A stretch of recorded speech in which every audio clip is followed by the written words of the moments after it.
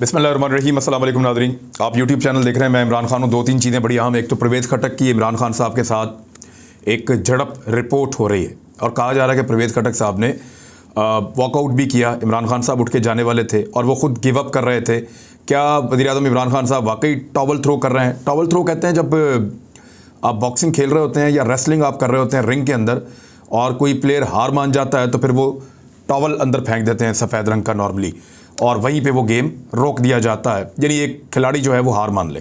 तो क्या इमरान खान साहब ने ऐसा किया है और परवेज़ खटक साहब एहतजाजन उठकर बाहर गए हैं? परवेज़ खटक साहब का अपना मौक़िफ़ भी हुआ है। असल कहानी क्या है, मीडिया में खबर किसने ब्रेक की है, किन लोगों के ऊपर पाकिस्तान तहरीक-ए-इंसाफ का शक जा रहा है? क्योंकि ये एक पार्लिमानी पार्टी की मीटिंग थी, इसमें बहुत सारे लोग मौजूद थे और तनकीद करने वाले भी अंदर ही थे। और अंदर से इस खबर को रिपोर्ट किसने किया, बताया किसने? सबसे पहले इसको जियो ने चलाया है, बाद में दुनिया और बाकी टीवी चैनल भी इस पे आए और फिर इसके ऊपर बाकायदा ट्रांसमिशन शुरू हो गई। ये क्या हुआ? पहले तो आप देखें खबर रिपोर्ट कैसे होती है। जो पहली खबर आती है वो जियो के ऊपर आती है और वहाँ जो सबसे पहले रिपोर्ट किया जाता है वो ये रिपोर्ट किया जाता है कि परवेज़ खटक की शदीद तनकीद इमरान खान साहब पर। वो ये कहते हैं कि आपको वज़ीर-ए-आज़म हमने बनवाया। ये खबर छपी है। इस खबर के मुताबिक परवेज़ खटक साहब ने कहा इमरान खान साहब को कि आपको वज़ीर-ए-आज़म हमने बनवाया। मुल्क में गैस बहरान के मामले पर पार्लिमानी पार्टी के इजलास के दौरान वज़ीर दिफा परवेज़ खटक ने इमरान खान पर तनकीद करते हुए कहा कि आपको वज़ीर-ए-आज़म हमने बनवाया। वज़ीर-ए-आज़म इमरान खान की ज़ेर सदारत पार्लिमानी पार्टी के इजलास के दौरान ये एक तल्ख़ कलामी हुई है, जिसके बाद वज़ीर दिफा इजलास छोड़कर चले गए। ये इस तरीके से रिपोर्ट किया गया है। अच्छा, परवेज़ खटक साहब जो हैं वो वाकई में खुलकर बात करते हैं मीटिंग्स के अंदर, ऐसा नहीं है कि वो बात नहीं करते। चंद लोग पाकिस्तान तहरीक-ए-इंसाफ में ऐसे हैं जो बहुत ज़्यादा खुलकर आते हैं बातचीत करने के लिए, और ये हर पार्टी में ऐसे लोग होते हैं, लेकिन तहरीक-ए-इंसाफ के अंदर ये कल्चर है कि लोग अपने लीडर के सामने भी खुलकर तहफ़्फ़ुज़ात का इजहार करते हैं। एक्चुअली क्या हुआ था वो मैं आपको बताता हूँ। हम्माद अज़हर साहब से ये सवाल पूछा गया था कि हमारी गैस की स्कीमों का क्या बना। देखें, इसको आप समझें। 2011 में पाकिस्तान पीपल्स पार्टी ने पाबंदी लगा दी थी पाकिस्तान में कि गैस की नई स्कीमें नहीं आएंगी इस मुल्क में, क्योंकि उनके पास ये आदादोशुमार आ गया था कि गैस लगातार ख़त्म होती जा रही है। अगर हम नई स्कीमें बनाएंगे, नए लोगों को, नई आबादियों को गैस फराहम करेंगे, वैसे भी ये पाकिस्तान की 30% से कम आबादी को गैस मिलती है। जो 72% लोग हैं वो गैस इस्तेमाल नहीं करते पाकिस्तान में। तो उन्होंने कहा इसको यहाँ पर रोक लें, मज़ीद लोगों को आप गैस के कनेक्शंस या नई स्कीमें गैस की आप ना दें। अगर आप देंगे तो आप गैस पूरी नहीं कर सकेंगे और देने के लिए आपको बाहर से गैस लेनी पड़ेगी, वो गैस महंगी होगी।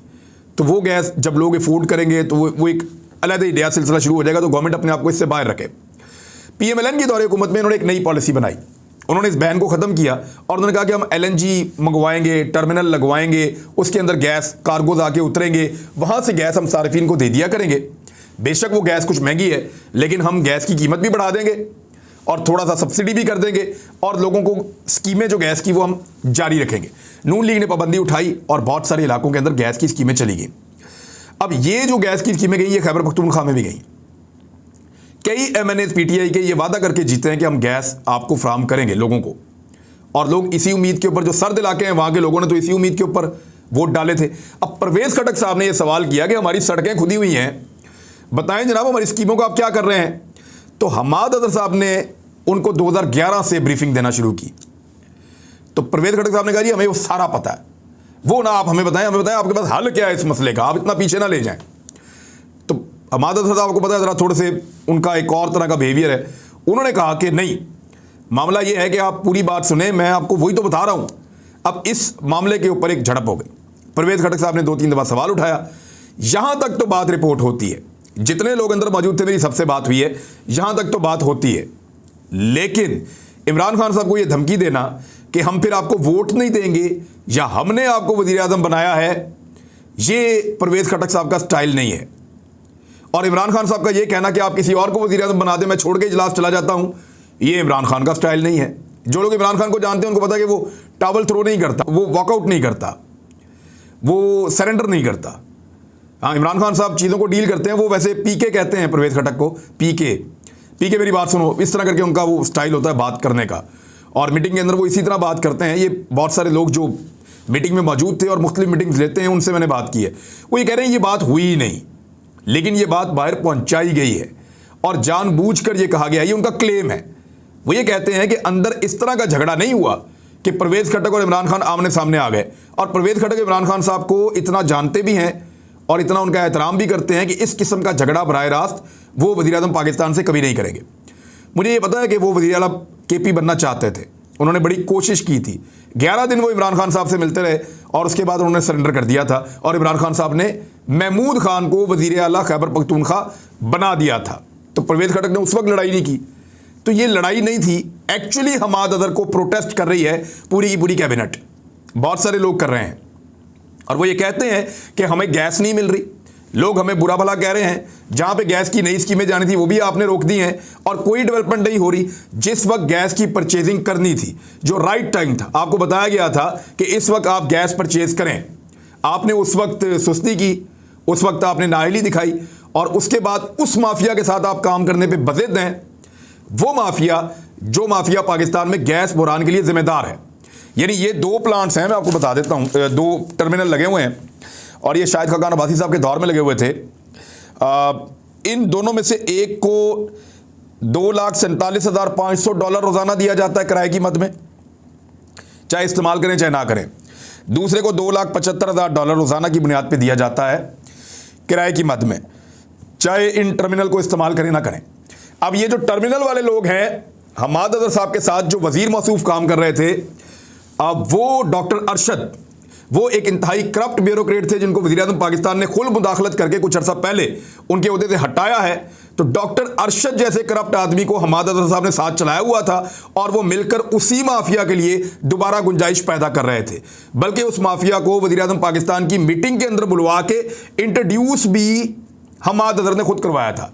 लेकिन उस सेक्रेटरी के हट जाने के बाद कुछ चीज़ें कंट्रोल हुई हैं, लेकिन वक्त पे बाइंग ना करना, सही वक्त पे सही फैसले ना करना, हमाद अदर की वो गलतियां हैं जिसका खमियाजा पूरी की पूरी पाकिस्तान तहरीक इंसाफ भुगत रही है।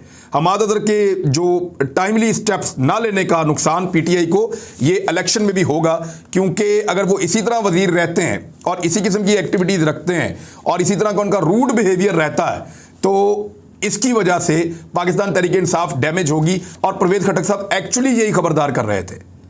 वज़ीर-ए-आज़म पाकिस्तान से उनकी झड़प की जो खबर है वो मनगढ़ंत है।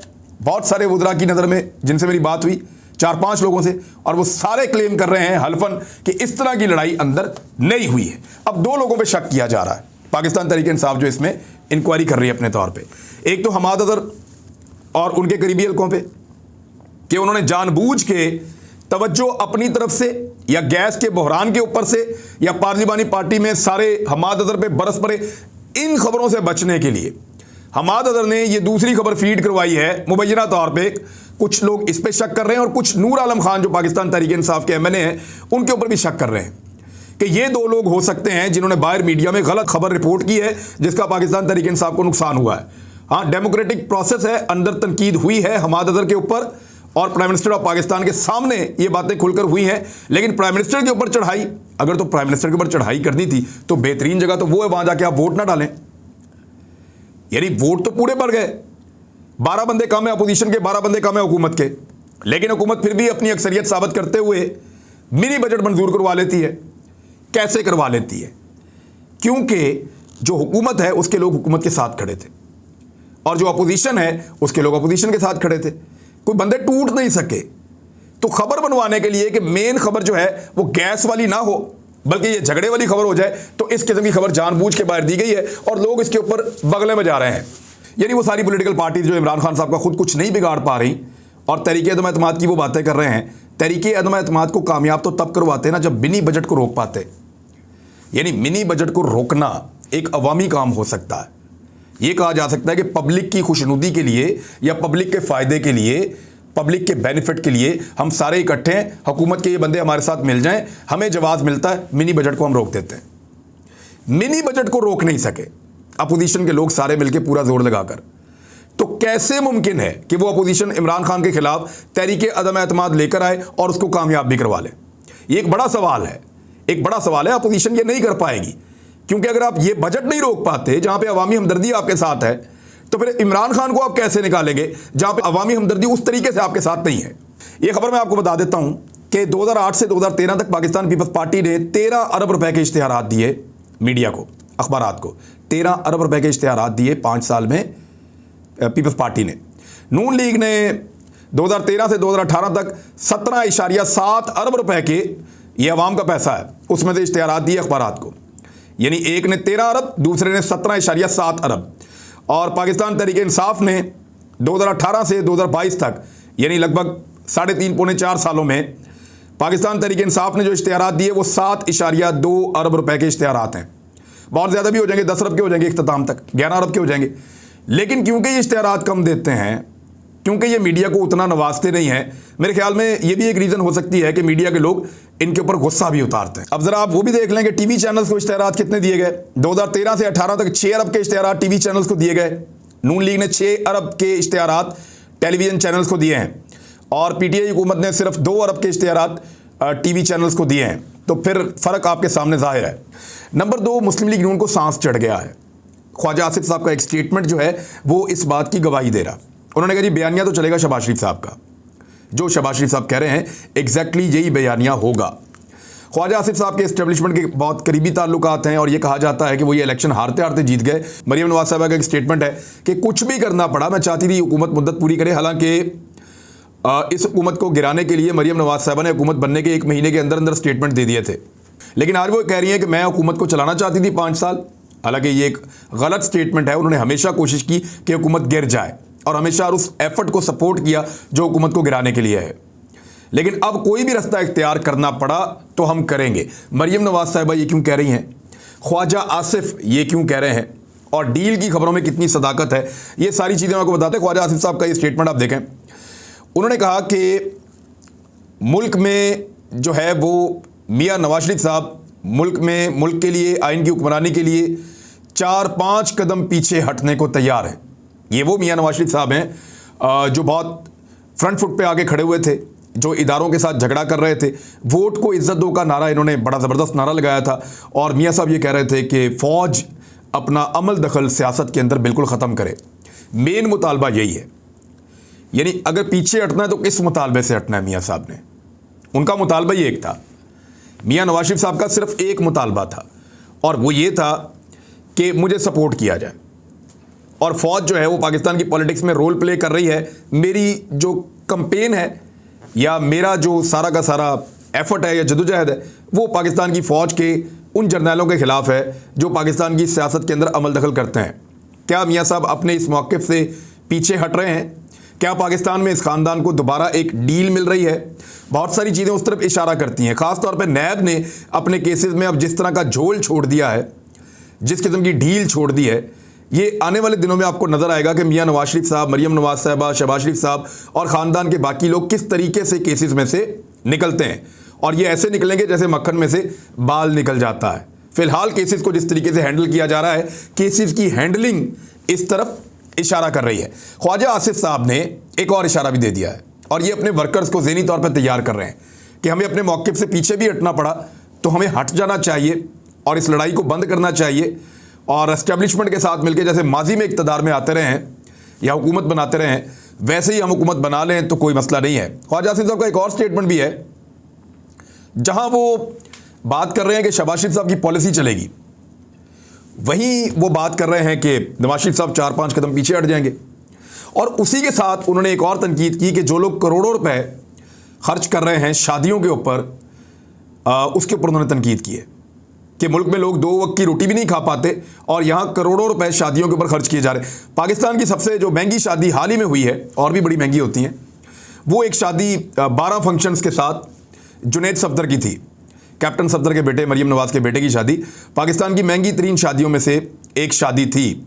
तो ख्वाजा आसिफ एक्चुअली किस पे तनकीद कर रहे हैं और वो क्या कहना चाहते हैं?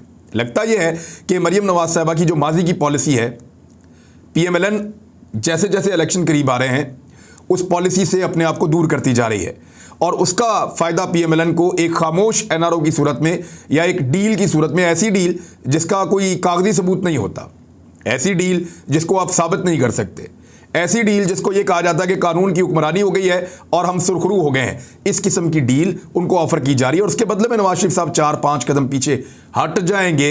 यानी वो चीज़ें जो वो पाकिस्तान के इदारों के खिलाफ कहते और करते रहे हैं वो आइंदा नहीं करेंगे। इनकी तरफ से ये श्योरिटी है और उस तरफ से भी एक नरमी और एक ढील जो है वो इस ख़ानदान को मिलेगी। ये तो ख्वाजा आसिफ साहब वाला मामला हो गया।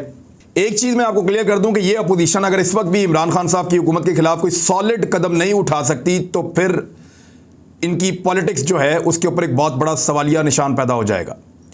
वज़ीर-ए-आज़म इमरान खान साहब की क़यादत में पेट्रोल की कीमत 150 रुपये लीटर तक पहुंचने का अंदेशा है, यानी इतनी ज़्यादा कीमत पेट्रोल की हो जाएगी और ये एक मौका हो सकता है अपोजिशन के लिए। गैस की कीमतें 2019 में बढ़ गई थी, बिजली की कीमतें दोबारा बढ़ाई जा रही हैं, फ्यूल एडजस्टमेंट चार्जेस जो हैं वसूल किए जा रहे हैं। हालांकि एलएनजी से सस्ती बिजली बनाई जा सकती थी, आरएलएनजी से बनाई जा सकती थी, लेकिन अब फर्नेस ऑयल से बिजली बनाई गई है, डीजल से बिजली बनाई गई है, जो बिजली महंगी बनी है। ये पॉलिसीज कौन बना रहा है, नुकसान कौन कर रहा है, कौन ऐसा है जो जानबूझकर गैस की जो इंपोर्ट है उसके अंदर रखने डालता है और गलत फैसले करता है, सही वक्त पर सही फैसले नहीं करता। ये रिस्पॉन्सिबिलिटी किसी की भी हो, वो cabinet prime minister Imran Khan साहब की है। अल्टीमेटली ये चीज़ें उनके ऊपर शिफ्ट हो जाएंगी और ये बेहतरीन वक्त हो सकता है किसी भी अपोजिशन के लिए इमरान खान साहब के ऊपर अटैक करने का, क्योंकि इस वक्त लोग सबसे ज़्यादा दबे हुए हैं और अगर अभी भी अपोजिशन नहीं कर सकी तो फिर ऐसा लगता है कि ये अपोजिशन फिर कभी भी इमरान खान के खिलाफ कामयाब नहीं होएगी। नादरीन, अब तक के लिए इतना ही। अपना ख्याल रखिएगा, अपने इस चैनल का भी। अल्लाह हाफिज़।